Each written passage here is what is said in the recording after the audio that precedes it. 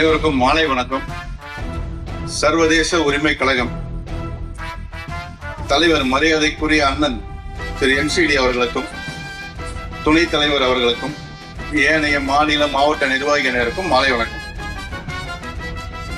இன்னைக்கு சர்வதேச உரிமை கழகத்துடைய முதல் மாநில மாநாடு.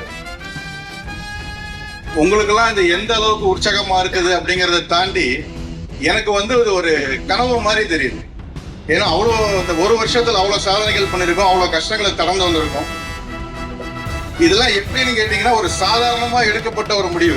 சாதாரணமா தலைவர் நாங்கெல்லாம் உட்காந்து பேசி இந்த மாதிரி இருந்தா நல்லா இருக்கும்னு ஒரு கற்பனையா எடுக்கப்பட்ட முடிவு இன்னைக்கு நிலமா நிற்கும் போது இந்த சந்தோஷத்தை எப்படி சொல்றதுங்கிறது தெரியல. அவ்வளவு சந்தோஷமா இருக்கு. ஒரு வருஷம் தான் ஆகுது ஆரம்பிச்சு. அக்டோபர் 2, 2023 ஆரம்பிச்சோம். இப்போ அக்டோபர் 2, 2024 கரெக்டா ஒரு வருஷம். ஏறக்குறைய 10,000 நிர்வாகிகளையும் 25,000 உறுப்பினர்களையும் வச்சதுதான் சர்வதேச உரிமை கழகம். இன்னைக்கு நிறைய பேர் பேசிக்கிட்டாங்க. சொசைட்டில ஆரம்பிச்சு ஒரு வருஷத்துல நிர்வாகத்தை வளர்த்துட்டாங்க, நல்ல பிரபலம் ஆயிட்டாங்க, மோசஸ் செல்லதுடைய நேரம் நல்லா இருக்கு, அவர் கட்டம் நல்லா இருக்கு, அவர் ஜாதகம் நல்லா இருக்கு. அதெல்லாம் கிடையாது. என்னைக்கு ஒரு மனுஷனுக்கு சிந்தனையும் செயலும் நேர்மையா இருந்தா வர்றது எல்லாமே வெற்றிங்கிறதுக்கு அடையாளம் தான் இந்த சர்வதேச உரிமை கழகம். பல அமைப்புகள்ல கூப்பிட்டு பேசினாங்க. நாங்க பல அமைப்புகள்ல இருந்திருக்கேன், பல அரசியல் கட்சியில இருந்திருக்கேன். எல்லாரும் கூப்பிட்டு பேசினாங்க. அமைப்பு ஆரம்பிச்சோமா, நிதியை வசூல் பண்ணோமா, நாம செட்டில் ஆனோமா அப்படின்னு போகாம உங்களுக்கு எதுக்கு இந்த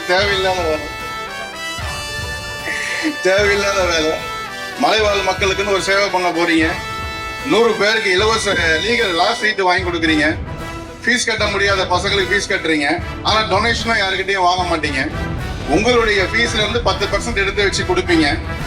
இது ஏன்? நேர்மையா இருந்து மோசச் செல்லதுரை என்னத்தை சாதிச்சாரு அப்படின்னு பல பேர் கேட்டாங்க. அதுக்கு ஒரே பதில் என்னன்னா, ஒரு மனுஷன் நேர்மையா இருக்கிறதே சாதனை தான். ஒரு மனுஷன் நேர்மையா இருக்கிறதுங்கிறதே ஒரு பெரிய சாதனை. அதுக்கு மேல என்ன சாதனை வேணும்? அந்த சாதனையுடைய பதில் தான் இத்தனை நிர்வாகிகள், இத்தனை பேர் இருக்கீங்க, இத்தனை உடன்பிறப்புகள். என்னுடைய அமைப்பு ஃபங்க்ஷனுக்கு போறேன்னு சொல்றதை விட எங்க அண்ணன் கூப்பிட்டாரு போறேன்னு சொல்றவங்க தான் அதிகம். இத்தனை பேர் திருநெல்வேலி, தென்காசி, சென்னை, விழுப்புரம், சேலம், காஞ்சிபுரம், ஈரோடு, இத்தனை சகோதரர்கள் வந்திருக்கீங்க. இத்தனை பேர் எதை நம்பி வந்திருக்கீங்க? அந்த ஒரு மனுஷனை நம்பி.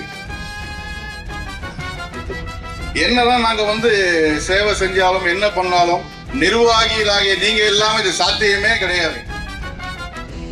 அதனால அனைத்து நிர்வாகிகளுக்கும் என்னுடைய வாழ்த்துக்கள். அதே மாதிரி தலைவர் நிறைய பேசுவாங்க, அவங்க பேசுறத நீங்க ஆவலா இருப்பீங்க. அதனால சீக்கிரம் உரையை முடிச்சுக்கிறேன்.